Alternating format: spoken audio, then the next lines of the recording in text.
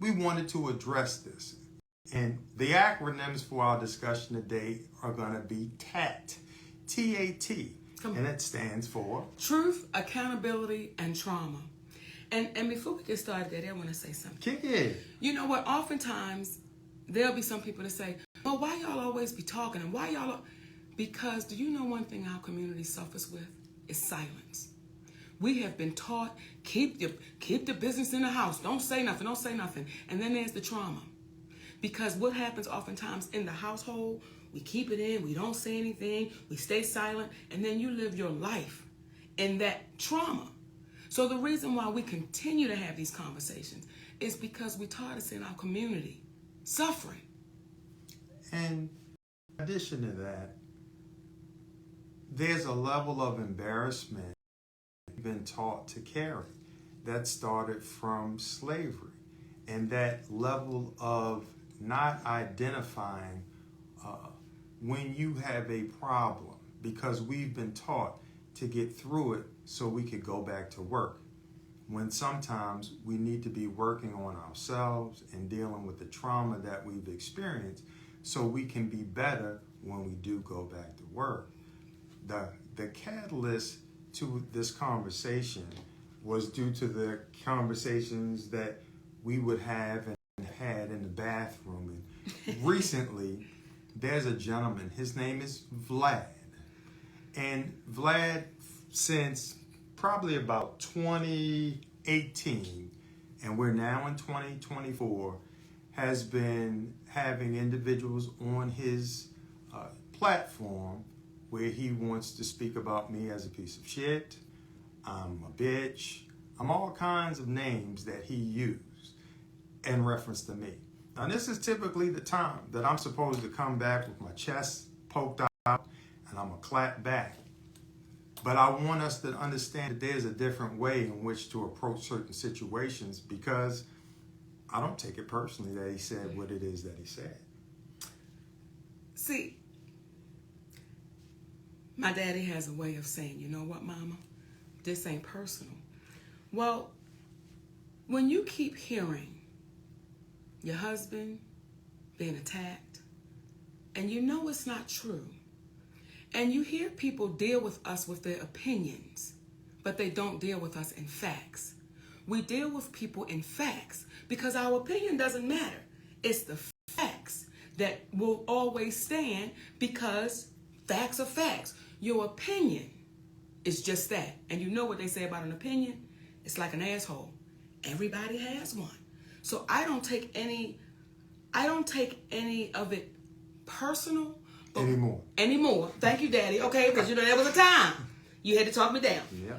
But what I will say is I take it personal when it keeps attacking our community. That's when it's personal for me. And it's personal for me that this person is allowed to have a platform that oftentimes we're not speaking the best of one another. And we keep signing up for it. So you want to start this now, baby? In addition to the truth, we in our community have to consider, stop worrying about who the truth is told about and just accept the truth. Because we've been taught that based upon who that person is, you don't go against them because of what they can do to you. And what you don't understand, some of us, is that what we don't understand, some of us, is that if you don't stand up against them, you don't know what they're going to continue to do to you. You don't know the boundaries of us emboldening them to do whatever they want to do to us. And to me, that starts off with a story about Adam and Eve. But that's a different road that we got to go down one day. But as it relates to Vlad, I'm talking directly to you, my Caucasian brother from another mother. You've continuously made statements about us trying to for the interview, when in actuality, the only thing we were looking to do was make sure that you did not own Monique's image in all perpetuity. We had an interview set up with you that we confirmed on May 7th, 2018, that was scheduled for the 11th of that same week, which is 4 to 5 days away, depending upon how you look at it. You did not give us the release form until right before we were about to do the interview with you, when we had several days in advance to get that information. I was taught, and we were taught, that you never sign any documentation until you're able to read that and you have somebody read it over who you trust. You keep portraying it as if when we told you we couldn't sign it right then, you said, well, we allowed them, or I allowed them to still do the interview. If you remember, you had your guy reach out for Monique, not us reaching out to be on your platform. So you were not doing us any favor in reference to allowing the interview to continue. You were trying to work it out for yourself. And when we had our attorney look at it, eventually, when we saw the language that you would own it in all perpetuity, which means once you sell your catalog, it was explained to us and we understood it as there was a possibility that whoever you sold that interview to, along with your others, that you owned in all perpetuity, they could cut it up and use it in any way in which they saw fit, which means we have no control over it. So what's standard in the entertainment industry, when you go on different platforms, they give you a licensing agreement and they ask for X amount of time in which to use this, and you either approve it or you don't.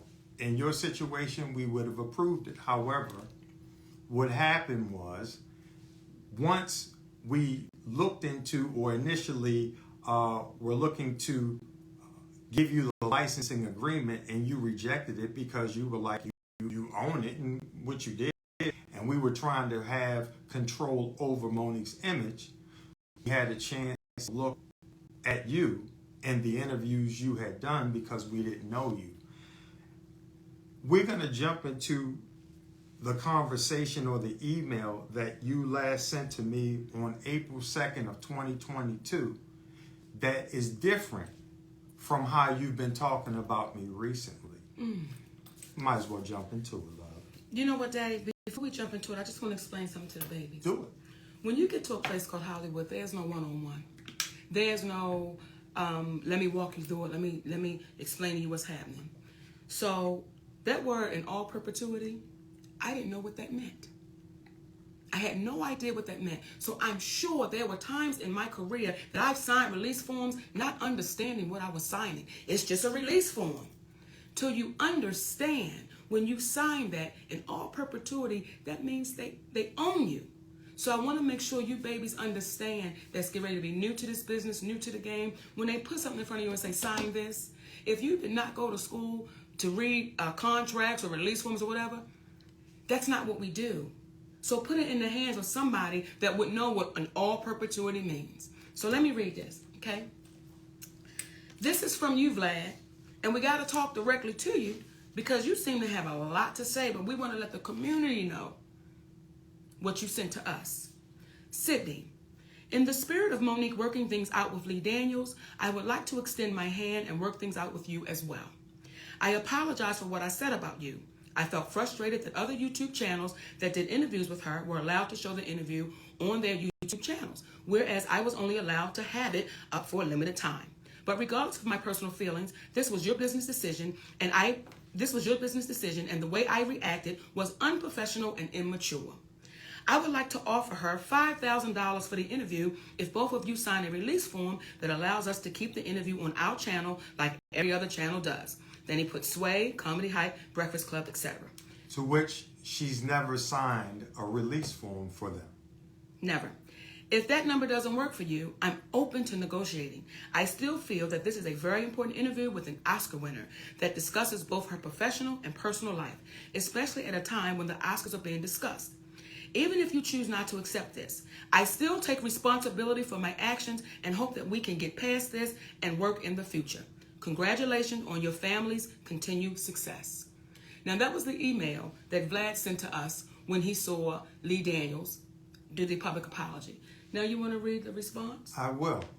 And just keep in mind, The reason why we're reading this is because the energy that he's giving now has gone back to, I'm a piece of shit, I'm this, I'm that, and all of that. My response to Vlad was, hello, Vlad. First, thank you for the apology. However, if your expression of regret is being made in the spirit of Lee Daniels apologizing to Monique, then remember he did it publicly. That's the same place that you ironically stated the less than flattering things that you did about me. So obviously, in being in alignment with what is right, wouldn't the best place to apologize be publicly? As a man, please know I took no offense to your name calling, as it didn't make any sense that you would have disdain for me listening to our attorney as you listened to your attorney, and I didn't begrudge you. What does hurt my heart, though, is that our community doesn't see that there are no black people who constantly bring white people on their platform to speak negatively about other white people, like you do as a white male interviewer with black people. Come on. Your offer of $5,000 means that you missed the point with us, my friend. You see, we are principled individuals that are not moved by money. If spiritually, it doesn't make sense. When Monique says no to a major streaming company's offer of $500K for an hour of work, or no to Tyler Perry, who offered Monique money as his way of saying he was sorry for whatever hurt and pain he caused Monique, but she declined in exchange for a public apology that cost nothing, then why ever would she/we say yes to an interview for $5,000 or more with you? My purpose for stating the aforementioned is twofold.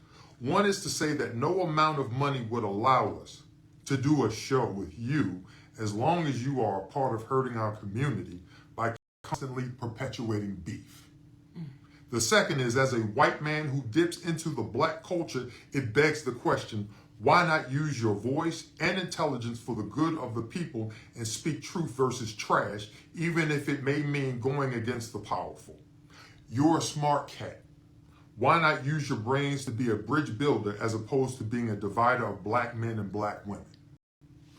For the benefit of yourself and your family, please remember the universal law of return.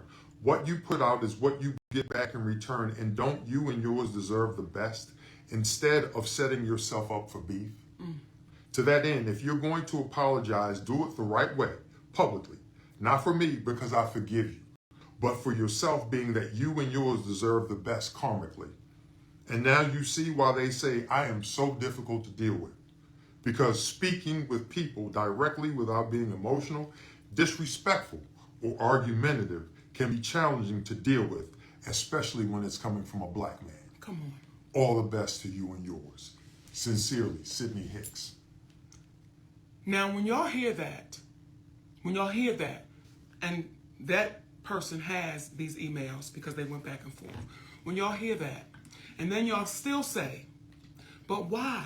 Why talk about it? Let me tell y'all something. And for the babies that's in here right now saying, why? Then get out of here. You know why? Because constantly our community gets beat up and beat down. Constantly. And we're okay with that. We're okay to stand on the sidelines and say, since it ain't happening to me, I ain't going to say nothing. That's not who we are. That's not who we are. And we're going to keep speaking, and we're going to keep speaking loudly, and we're going to keep speaking up. So hopefully the next ones that come won't have to deal with this BS. Won't have to go through this. Hopefully when Vlad hears these emails. That, by the way, he gave no response to.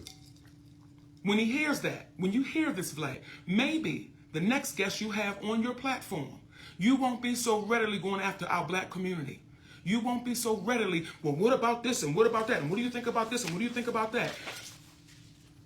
And to our people, how many times have we seen white people on Vlad? And I'm not saying there's never been any. I'm not saying that. But how many times have we seen white people on Vlad, and Vlad is going against and asking what they think about other white people? Why do we keep taking the bait? Or how many times have we seen black people bringing white people on their platform to consistently go against one another? It doesn't happen. So when our brother Damon Dash speaks about culture vultures, in our opinion, this is the epitome of that vulture to our culture. And to my baby, Michael Blackson, I want to say to you, brother, thanks for not taking the bait.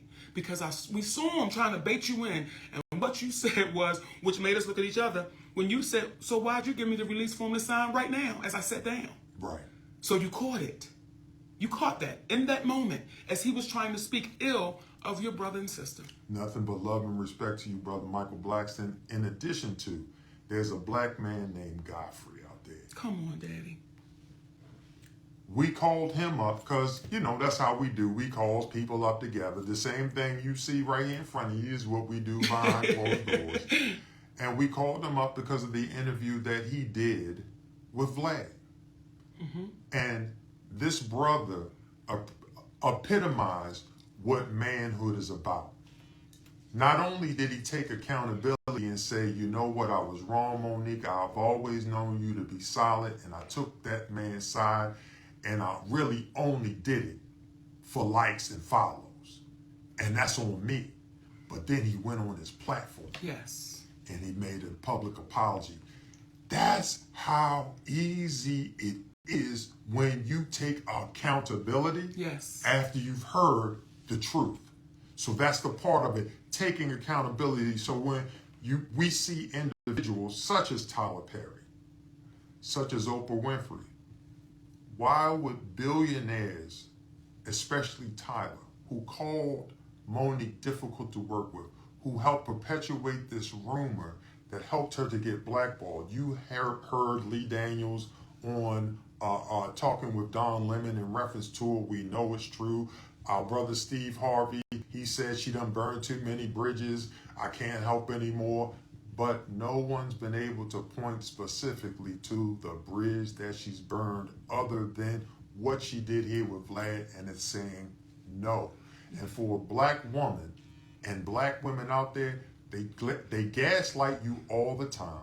They want to constantly tell you how unimportant you are. Meanwhile, they need you. They need you. So don't give in. Don't be gaslit. Because for Monique to be so irrelevant and unimportant, this man has been talking about that interview for 6 years because of how relevant she actually is. And I'm going to tell y'all something too. And it just took me there. You know why I'm going to keep fighting? And you know why I'm going to keep talking? I read Hattie McDaniel's story. I read Eartha Kitt's story. I read Ethel Waters' story. I made it my business to read those stories. And all of them got the same story.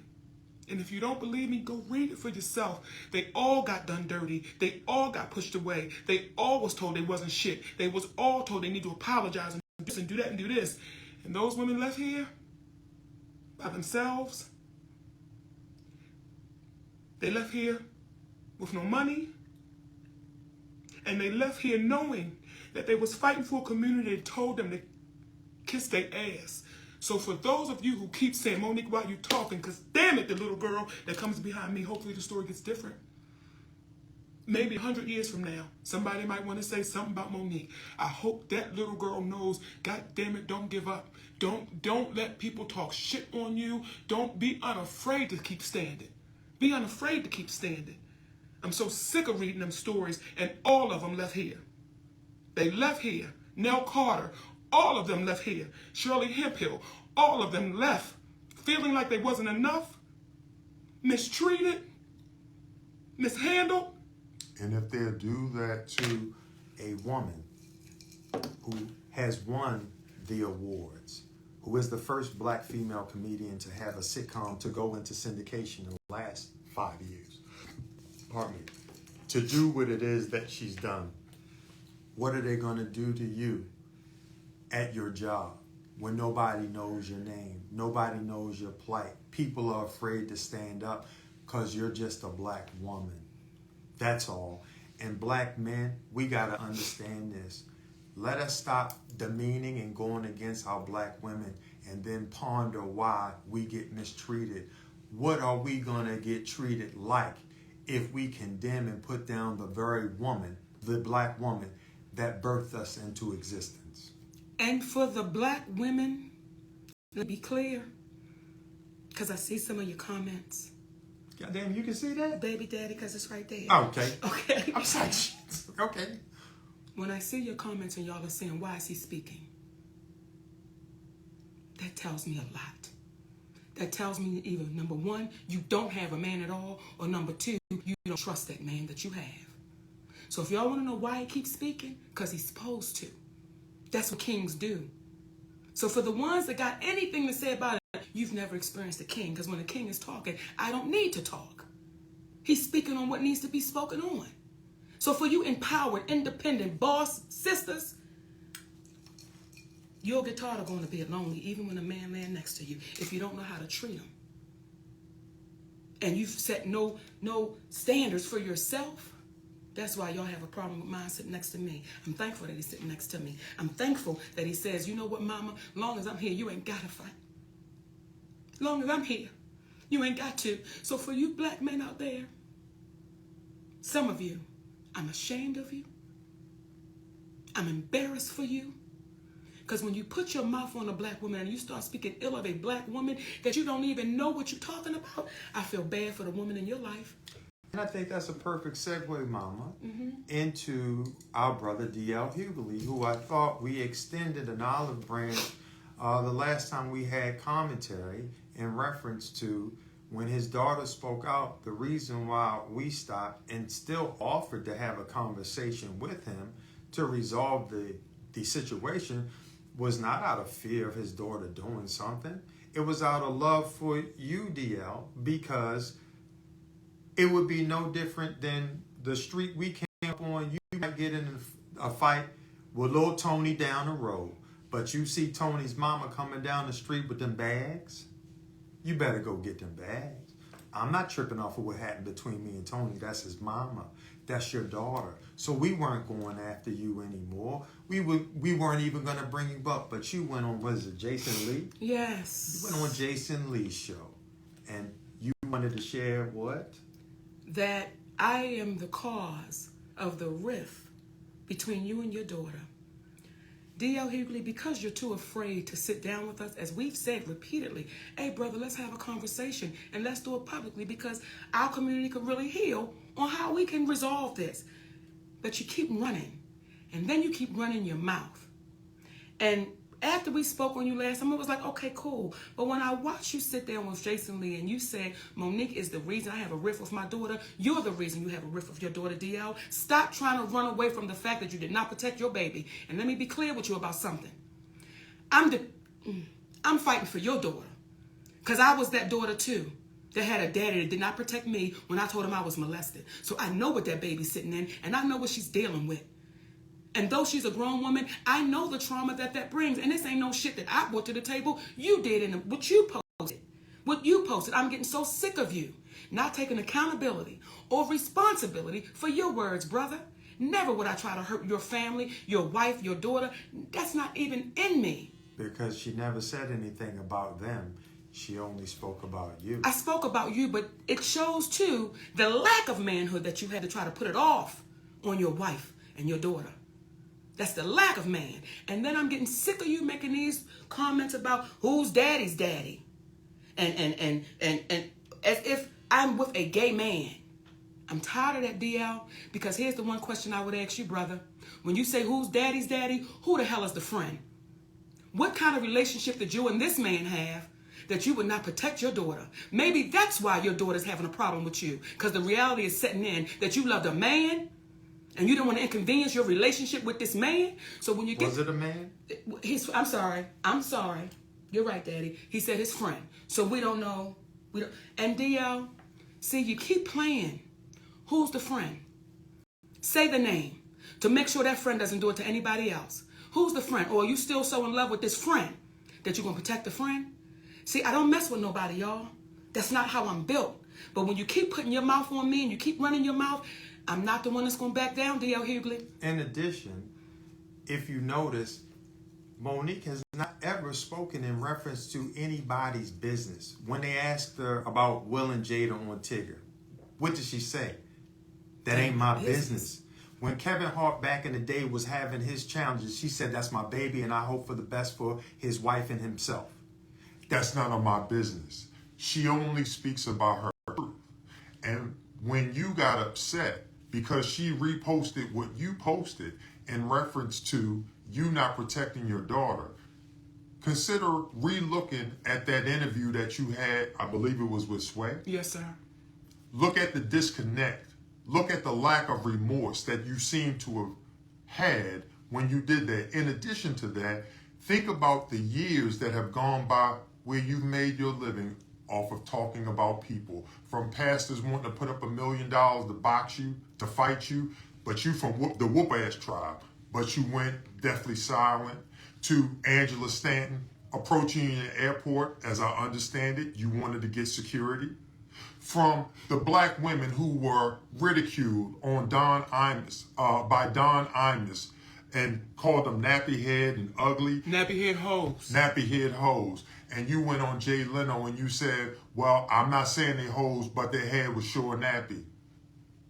Brother, you have a history of not protecting the black woman. Come on. And now it is embarrassing to you that she highlighted what you did in conjunction with the original problem being that she was on your platform, came to you after the young lady Jasmine played the game of would you rather your husband sleep with Lee Daniels with a condom on or Corinne Steffens with a condom off. And then she comes to you and it says, Brother DL, what we doing? And you say, that's just the way we do it. The problem is you can't be Malcolm X one day and then David Duke the next day. You can't be Medgar Evers one day and then you Strom Thurmond the next day. Either you're going to be for your community or you're not. So the truth, accountability, and trauma, and the reason why there's a level of ease, and I'll never say a bad word about you, I'm only sticking to the facts. The reason why people constantly talk about other people, because oftentimes there is an unaddressed trauma that you've experienced, DL, which may explain why you're sitting on a man's platform in the clear daylight with dark shades on. Maybe. But at the end of the day, you've had a history of not protecting the black woman, brother. And that's what she's addressing. So when she said, essentially, I feel sorry for your daughter, I feel sorry for your mother, your wife, do you not understand why? And there are other items that happened, that took place, but how do you nicely speak about the infidelities? How do you nicely address those infidelities and then your wife, as I understand it, finding out about a child that you had and that was lost, and once she found out about it, that child no longer existed. Now some will say, oh, that's slow. That's the problem with our community. See, when people address you with the real, you got to come back and have a real conversation. This is not designed to be provocative. We're going to talk factually. We're going to talk reasonably. When you gave the community a bad bill of goods, when Monique produced a contract and you produced a memorandum of understanding. Come on, brother. What I would ask our community is look up what a memorandum of understanding is and ask yourself, why would Monique produce a contract that shows she was the headliner of a show? And this man would produce a memorandum of understanding. And last point about you, Brother DL. I heard you on Vlad, we heard you on Vlad saying, I've done some horrible things in my life, but anybody that knows me knows I'm a solid cat. Do you not understand the contradiction there? Horrible things in your life, horrible. Not I may have made some mistakes in my life. I've done some horrible things in my life. This is what you said. But everybody that knows me knows I'm a solid cat. That is a oxymoron in the highest of order, good sir. So what happens is our community is so used to hearing and not listening that they're not paying attention to to what it is that you're saying. Go ahead, Mama. I'm sorry, Daddy. And don't get caught up by the negatives. This conversation is for the positive. This conversation is for those that hear it. And for those that hear it, be unapologetic when you know you're standing in the truth. For those that hear it, be unapologetic that you are not backing down. Be unwavering, unflinching. Because if we continue to be that, it may stop the bully. It may stop the person that believes they're so powerful, I can do and say anything to you. So for the ones that can hear us, that's listening, be unafraid, baby. Because we get one ride that we know of. Just one. That we know of. We get In one this ride. form. In this form. I'll be damned if I'm going to let somebody take my turn. This is my turn. And I'm going to take my turn the way I see fit. Take yours, baby. Right. Take your turn. And I want to keep speaking to our black men. Because sometimes you can see our black men speaking so ill of a black woman. And you be like, brother, how you feel about your mama, your aunties, your sister? And you're just speaking so freely about something that oftentimes you have no idea what you're talking about. And I want to go there. Because let me just say this real quick. When I did Club Shay Shay, you know what I appreciate about Shannon Sharp? And you have people saying, he's not a real journalist. He's not. What he is a true brother. What he is a brother that says, I'm going to let you tell your story. I'm going to let you tell your story. That's what Shannon Sharp is. And that's why Shannon Sharp, Club Shay Shay, is so successful. Because that brother talks to you with no judgment. That brother ain't trying to put nobody against nobody. He's simply letting you tell your story. And I think some people may have a problem with our brother, Club Shay Shay. They may. And Brother Stephen A. Smith, this is directed to you. Yes, it is. When you come out and you say that Monique seems like it's bitter, your light seems to be dimmed down. And I just don't understand. Here you go, brother. I'm going to repeat what I said to you before. Why was it okay for you to call Jason Whitlock fat bastards and other names, and Monique never referred to anyone out of their name? She said, I love those brothers, but she told her truth. Why is it okay for you to tell your truth that's inclusive of name calling, but a black woman can't tell her truth? And you being the journalist that you are, and you came on and you said, I don't know what's true and what's not. If you were the journalist that you propose yourself to be, would you not have come on after being knowledgeable about what took place before you spoke about it? That's what journalists do. They speak about what they know. They don't hypothesize. They want to speak from a factual place. At the very least, sources say type of situation. But you didn't do any of that. And now that this time has elapsed, did you notice that people haven't come out that she spoke about to dispute anything that she said? What reason would she have to lie on Kevin Hart? Love him. Told the truth about what took place. That brother loaned us or gave us 300 grand. Yes, he did. He gave us 300 grand. We love him. There's an old saying, you can feed him. Gave it to us, but we gave it back. Not only did we give it back, with interest. We gave it back to him with interest.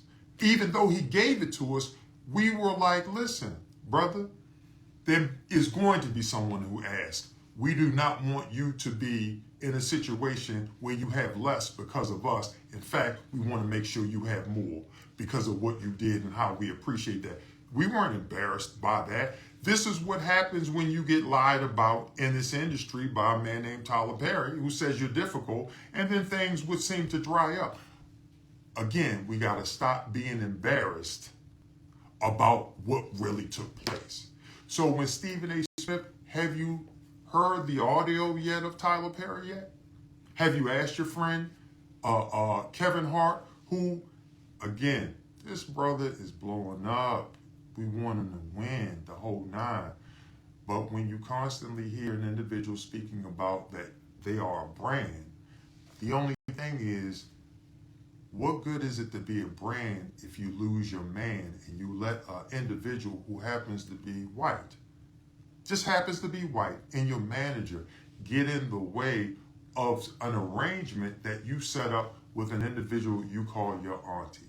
You tell them they like your mother, but then they don't get back to you in reference to it. So we're wrong, and she's wrong for having a discussion about the truth.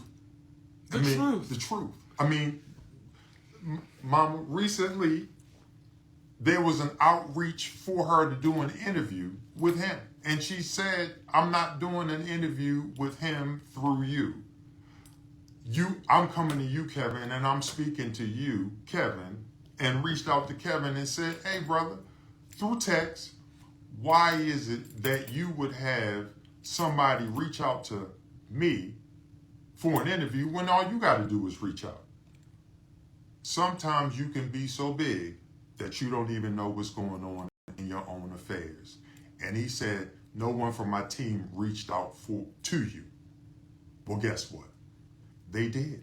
And we gave him the name and the individual, and I called her back to confirm she was who she really was.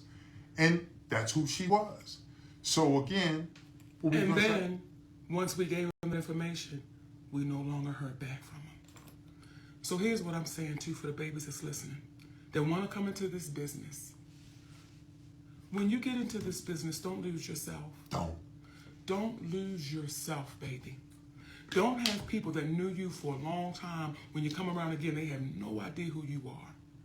Don't lose yourself. I'm not saying don't change, because change can be good. Change can be good when you're learning new things and different things, and you might say, you know what, I want to be a better person. Not saying it at all. What we're saying is don't lose yourself. And we know people that's lost themselves. And now everything becomes so grand and so, so out there. And you're like, what you talking about? What happened to us just sitting on having some french fries and some chicken wings and having real conversation? So for you babies that want to get into this business, it's a business to get into. Don't lose you. And don't let nobody convince you of what you know to be wrong, but you want to act like it's right. If it's a duck, if it look like a duck and quack like a duck, some people in Hollywood would say that's really a rabbit. And you know damn well it's a duck. Don't you change your mind and say it's a rabbit too. And that's in any industry that you are in. Don't change who you are, because if you do, you won't get the opportunity to run into true folk like Cat Williams. True folk like Mark Curry. True folk like Tommy Davidson. Come on. True folk like Zoo-Man. Come on. True folk like Red Grant. And the others on that dark matter. And when you walk out, see, this is the part for me that I love, seeing through video, because I got to hold it down at the crib, but seeing it through the video that this man, Cat Williams, commands 10,000, 12,000, 14,000 people. And she walks out and they stand up. So you might not be loved in Hollywood, but there's something about being loved by your people. Come on, Daddy. I want to say this about our brother Cat Williams. Through the years, I would always hear things about Cat. He don't show up to shows. He ain't this, he ain't that, he ain't this. That's one of the purest cats in this game. That cat right there named Cat Williams. See, I know stories about this brother. And I said to Cat, do you mind if I share this? And he said, Monique, I can't stop you from saying what you want to say. See, for the ones that talk ill about Cat Williams and all he not doing, they can't touch him. Because there was a woman named Yvette Wilson who played Endell on the Parkers. And when Endell took ill, it was a man named Cat Williams that stepped in and took care of that sister till she left this earth. But they won't tell you all that story about him. They won't tell you the story that when I walk into that production, their brother takes care of his folks. And when you hear the DJ say, Monique, I've been with Cat for 6 years. And this person say, I've been with Cat for this many years. And that means loyalty. That means somebody treating you right. So don't believe everything you hear if you can't see it for yourself. And what I see when I go onto that Dark Matter tour every weekend, I see people that love that 5'5" giant. They love that man.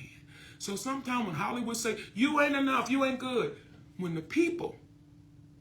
your people say you enough, That's all you need, my babies. And to piggyback on what you're saying, Mama, let me tell you how Brother Cat is such a gangster in the best of ways. When we worked out the deal for Monique to go on the Dark Matter tour, he didn't send me to his people. He said, man, let's me and you work this out. And when I tell you, in about 5 minutes, what was conveyed and done normally takes, a bit longer than that. And the reverence and the flowers that he has bestowed on Monique, just a gentleman. Just a gentleman. A gentleman. And everybody on that tour had the same energy. Everybody cheering everybody on. Everybody's happy for everybody. So this weekend in Dallas, Texas, and in New Orleans. Come on now. y'all come on out, baby. Get some of this good. Because that's all it is. It's good. And for the babies that's coming in this business, get around people that's pure. Get around people this right here is pure. That's the people you want to mess with.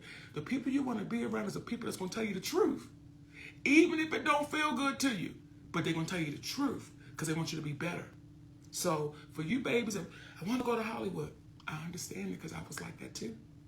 But let this stay pure. And it'll be good. And Hollywood is just a microcosm of the world we live in. Nothing happens more special in Hollywood than what's happening in your life. It's just that the world knows about it in a way that you might not know about it if you work at Bragger Gutman's. Daddy don't know about Bragger Gutman's. Hey, the people in Baltimore know it on Miami Street. Bragger Gutman's, baby. So the bottom line is don't lose yourself no matter where you are. And we're not only going to address who doesn't act right, but those that do. So we got to highlight both sides. And we want to end, if you will, with the last cat. His name is Gary Owens. Okay. Gary Owens is an individual who Monique has never said anything about, an unkind word or anything, but he has felt the need to jump in and speak in reference to Monique. And what's funny is oftentimes you're having comedians who are speaking ill about Monique who haven't accomplished what Monique has accomplished, but because it's a black woman and it's so easy to demean them because of the lack of relevance our society will have for them, they get away with it. You would never hear a center trying to demean Shaq and what he did in the game of basketball that hasn't accomplished what Shaq has accomplished. They would be crazy. But a black woman is completely different. So when we hear Brother Gary Owens speaking in reference to Monique and Sydney, they always talking about we love you. Then they'll say something that nobody knew that's hard, like, but we knew when y'all had an abortion. What?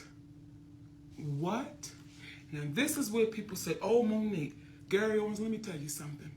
If you spent the same energy with your black wife, you may not have room to speak about nobody else. But when your wife came out, or ex-wife came out and said you mistreated her and those kids, you know why you were so easily able to get away with it? Because she's a black woman. Gee, I wanted the opportunity to say that. But I'm sorry, Daddy. No, that's all right, Mother. I'm sorry. But at the end of the day, do you think the time that you've used to focus on Monique telling her truth, like about Will Packer, did you go investigate and did you notice the trailers that blew up? I don't hear you speaking about that. Did you listen to the, I feel like Ozzie Davis when he said, did you know Brother Malcolm? It's like, did you listen to the audio of Tyler Perry? I didn't hear you speaking about that. I just keep hearing you demean and want to speak ill of Monique. And again, to piggyback on what my mama said, do you think it would be more beneficial or would have been more beneficial to you to use that energy to not focus on my black woman and focus on the black woman you used to have that was your entryway into this community that gave you the guest pass. And now, with the guest pass, it's as if you feel like you're at home so much that you're starting to wear out your welcome, kicking up your feet when you're just a guest. You're a guest in our business. Because at the end of the day, what you don't know is, even with Will Packer, nothing but love, because there was a white man on the set that referred to David Talbot and Will Packer as boys. And she pulled them up, and this is after they had the conversation in reference to how he was handling himself. Because we from the old school, we can have a conversation. We can have a disagreement. We can have a fight. And then afterwards, we're going to say, hey, you want to get a sandwich? We good. You want a sandwich? Because this is what people do. Like, we don't want to see nothing happen ill to Will Packer. What we want to do is see good stuff happen, like you open up your heart and you don't work for the individual that's going to take advantage of your people. Tyler Perry, we want the best for you, because in wanting the best for you, you would have had the courage to say to Lionsgate, I can't in good conscience go to this black woman and ask her to do something for this white company for free when she has no contractual obligation to do anything for her. I'm going to need a budget that I need to go in with her, because you are writing checks out for people to do house, which is beautiful. You write checks out to a waitress for $3,000. You let people use your private jet, and all of these things get out. But why is it the thing that was done in the dark has you trying to take advantage of a black woman? Why? And you know what makes it so easy for Gary Owens, for Vlad, to speak ill of a black woman? Because they watch some of our black men do it, Stephen A. Smith. They watch some of our black men do it, D.L. Hughley. They watch our black men show a black woman no regard. So that's why it's so easy for them to speak so ill of us in front of us. And we say, you should. Yeah. So when y'all talk about the ancestors, what would the ancestors say? What would they say, Stephen A. Smith? What would they say, D.L.? What would they say about your behavior? And ask your mother, Stephen A. Smith. Ask your sister, Stephen A. Smith. Have they ever, your black mom, your black sister, have they ever been in a situation where it was as if they were to be seen and not heard? Ask them. Because if you start understanding that, then you will understand to start believing the very individuals that brought you into existence. So the reason why, again, when we hear people say, why is he here? That's like saying, why did that man open the door for you? Right. Why is he opening your door for you? We've got to learn, which is funny because when we got together, excuse me. Yeah. When we got together, I had to say, do me a favor. Don't disrespect me. Allow me to treat you like a gentleman. Like a gentleman. Let me be a gentleman towards you. Yes. Let me be a gentleman towards you, though sometimes you can be a gentleman. Okay. But you know, and I want to say this, and I know we're supposed to be going, but I want to say this too, for some of you sisters that question it. My mother, I can remember my mother saying to me, Monique, you've given Sydney all the power. And I said, Ma, what you see me giving Sydney is respect, something you never gave my father. And what your grandmama said? Well, Minnie? Yeah. Well, my grandmother, who was my Mimi that I spoke about in the special. My grandmother, well, I want to give them the whole story. Okay, so we were going out to get ice cream one night, right? And Mimi couldn't get up into the car. So Sydney had to tell her, grab me around my neck and let me pick you up in the car. So when we got back home, she said to me, Nikki, you got a good one. She said, and I done had men. She said, but you got a good one, baby. When my grandmother, that's 83 years old, tells me I got a good one. Who you think I'm going to listen to? Who you think I'm going to listen to? So I understand the sisters out there that don't get it, because my mother didn't get it. But my mother and father did not have a happy marriage. And they stayed married for, 50 years? Till both of them left this earth? But they were both in prison to each other because they despised one another. So for those of you out there that has somebody, love them. Come on. Love them. Nourish them. Give them the truth. When you're wrong, take accountability. And deal with the trauma, because now we're bringing it home.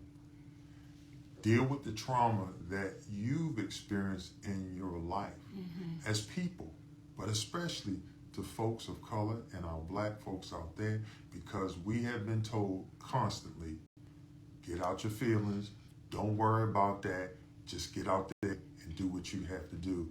And what happens is, and Steve Harvey is a prime example of this. Steve Harvey, to me, is one of the hardest working people you're going to ever want to meet in this business.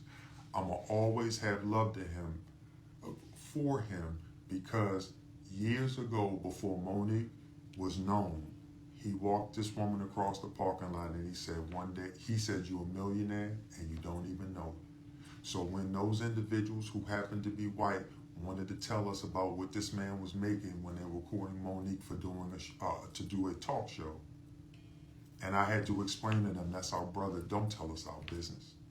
And that man, the next day, called me up and he invited us over to his home, and he had to explain to me that I told them what? My frat brothers can be a little fanatical. All because I said to him, don't tell me about that man's business. because if you do it to him, You'll do it to us. You'll do it to us. And when you have an individual, when I speak about trauma that goes unaddressed, there was an open letter that he wrote about people coming and barging into his dressing room, and he got ridiculed for it. He shouldn't have, because in this business, folks think that they can walk right into your room when it's closed, and we as black folks, we know you don't walk into nobody's closed doors. You learned that when you walked in on mama and daddy the first time, and that was the last time. Because you thought daddy was hurting mama, and maybe he was, but the way she liked it, right? And you don't go back in mama's door. Well, they did that to this brother. When you don't deal with the trauma, such as he explained to us that day, when on his show, okay, about his show, when he said to Monique and I, they have me reviewing the black people that come on my show, because they're worried about if there are not enough if there are too many black people. If there are too many black people, we may lose the white sponsors. Come on. Come on. And them niggas ain't gonna fuck it up for me. And that's a quote. Those are the exact words. So when I see... And he screamed the people that came in. Why would he do that? Because the trauma of not having, the trauma of being pushed around in this business made him get up on the stage and dog whistle to those people and say, for $4 million, I'll act like a monkey. And for $10 million, I'll come swinging in on the vine. Y'all niggas will be so embarrassed by what I'm doing. He kept his word. He kept his word and asked him if it's true. But I don't begrudge this brother. I'm telling you, these things come from the trauma that we don't deal with and what we think we need to do to make it in this world. And I'm here to tell you, we are here to tell you that that's not what you have to do to make it in this world. So as I'm saying what I'm saying about this brother, it's nothing but love and respect. But that's part of the reason why he could not empathize with what Monique was saying, that this is not the money game, this is the integrity game. And the reason why he couldn't empathize with her, because he don't even understand his own trauma that he's experienced. So Gary, when you say, why do you always say that you love these folks? The reason why we say it, and you probably won't understand this, Brother Gary, the reason why we say we love them, because we understand the trauma because we grew up black too. Thank you. We grew up black too. So with that being said, Mom, would you like to leave the wonderful people with anything in closing? Well, in closing, I'm going to see y'all this weekend. I'm going to see y'all in Dallas, and we're going to see y'all in New Orleans. I'm going to see y'all Zoo-Man, Red Grant, Takara, Pretty Ricky, Cat Williams. We're going to see y'all this weekend, baby. Bam. That's all I got to say, Daddy. And guess what? We love y'all for real. For real. For real. Tuffy. Okay, because now we got to go out. Yeah, because see, we was doing good. We got it lit, everything, and they helped us. And we need somebody to cut this off, because what I will do, and I ain't got no problem with it, I will reach across here Wait a minute. and cut it off. Okay, the babies want to know what's in this glass. Tell Can I please them. This is beets, carrot, and apple, and ginger. The baby said, what's got your skin glowing? Beets, carrot, apple, and ginger. Is that it? That's it, Daddy. Okay. That's it. That's it, baby. Someone help us Cut with this off. off because Someone we don't help know us cut how to this stop. off. We want to shut it down. And here come our baby girl right on now. So we're going to say goodbye to you. I love talking to you, and so Daddy too. Really? Right. Can somebody give me a rap deal? I was watching it. I was like, oh shoot, I'm coming.